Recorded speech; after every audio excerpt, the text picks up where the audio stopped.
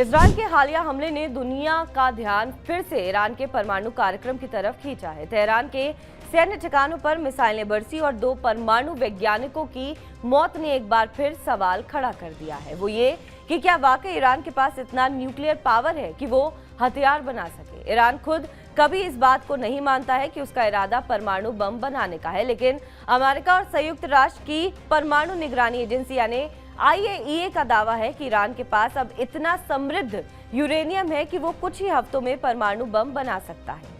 2015 में एक समझौता हुआ था जिसमें ईरान ने अपने परमाणु कार्यक्रम को सीमित करने की बात मानी, लेकिन जब अमेरिका ने 2018 में इस डील से हाथ पीछे खींच लिया तो ईरान ने भी सारी पाबंदियों को नजरअंदाज करना शुरू कर दिया। रिपोर्ट्स के मुताबिक आज ईरान 2 ठिकानों पर 60% तक यूरेनियम समृद्ध कर रहा है, जबकि बम बनाने के लिए 90% की जरूरत होती है। लेकिन एक्सपर्ट्स कहते हैं कि अब उसके पास इतना समृद्ध यूरेनियम है जिसे थोड़ा और बढ़ाकर 6 बमों के बराबर बनाया जा सकता है। ये ईरान के यूरेनियम संवर्धन कार्यक्रम का दिल है, जिसे शुक्रवार को इजरायली हमले ने तबाह कर दिया है। नतांज का नाम सबसे पहले 2002 में सामने आया, जब ईरान से भागे विपक्षी नेताओं ने इसका खुलासा किया। ये जगह पहाड़ों से घिरे खुले मैदान में है, जो ईरान की राजधानी तेहरान के दक्षिण में स्थित शिया पवित्र शहर कौम के पास है। यहाँ 3 मंजिल जमीन के नीचे एक विशाल फ्यूल एनरिचमेंट प्लांट है यानी FEP है, जिसमें करीब 16,000 सेंट्रीफ्यूज लगे हुए हैं और इनमें से 13,000 यूरेनियम को 5% तक समृद्ध करने का काम कर रहे हैं। हालांकि यहाँ पहले भी हमला हो चुका है। 2021 में एक विस्फोट और बिजली कटौती ने इस प्लांट को नुकसान पहुंचाया, जिसकी जिम्मेदारी इजरायल पर डाली गई।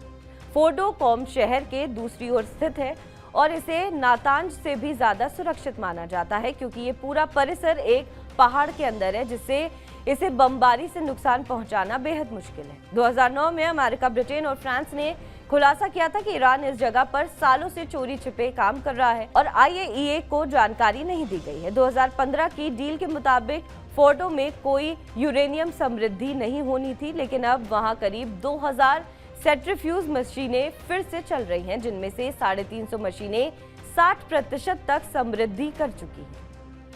इस्फहान जहां हो सकती है बम की तैयारी। चलिए आपको बताते हैं, ईरान का दूसरा सबसे बड़ा शहर इस्फहान परमाणु तकनीक का बड़ा केंद्र माना जाता है। यहाँ यूरेनियम को उस फॉर्म में बदला जाता है जो सेंट्रीफ्यूज में इस्तेमाल किया जाता है। इस्फहान में कुछ ऐसे उपकरण भी मौजूद हैं जो यूरेनियम मेटल तैयार करने में सक्षम है और ये तकनीक बम के कोर को तैयार करने के लिए बेहद संवेदनशील मानी जाती है। खोंडाप नाम की जगह पर ईरान ने एक हैवी वाटर रिएक्टर बनाया है, जिसे पहले अराक कहा जाता था। ये रिएक्टर प्लूटोनियम पैदा कर सकता है, जिससे परमाणु बम का कोर तैयार किया जाता है। 2015 की डील में इसे बंद कर दिया गया था, लेकिन ईरान ने अब IAEA को जानकारी दी है कि वो 2026 में इसे दोबारा चालू करने का प्लान बना रहा है। ईरान का एकमात्र चालू न्यूक्लियर पावर प्लांट बुशहर में है, जो कि खाड़ी के किनारे स्थित है। ये प्लांट रूस के फ्यूल पर चलता है और यूरेनियम खत्म होने के बाद उसका कचरा भी रूस ही वापस ले जाता है, जिससे